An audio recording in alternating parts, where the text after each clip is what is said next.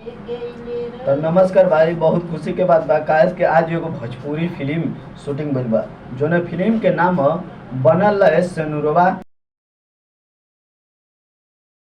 हमार। तो भाई वो फिल्म देख के ना माँ कसम कहते बहुत मजा आएगा। बाकी एगो फिल्म उ बा, ऐसा फिल्म हमके लगा था कबो बनल ना हो।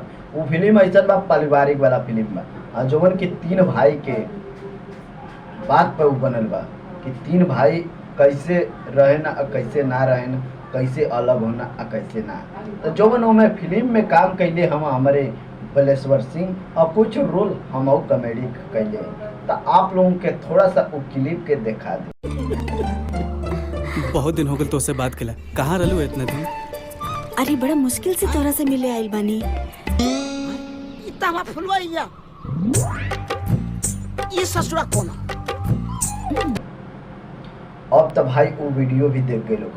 हम कहा कि फुल वीडियो ना दिखा सकेनी, अगर फुल वीडियो हम दिखा दे ना तो भैया हमारे चैनल के कॉपीराइट मरा सकें।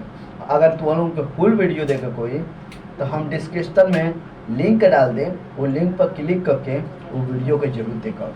और ऐसा ना पूरा विश्वास बा आप लोगों के वो वीडियो बहुत झकास लगे, काहे कि वो में इतना शैलेश घायल जी आपके मोबाइल पर कोई मैसेज किया है। कॉमेडी बा, हर चीज का ओमे भरल बा।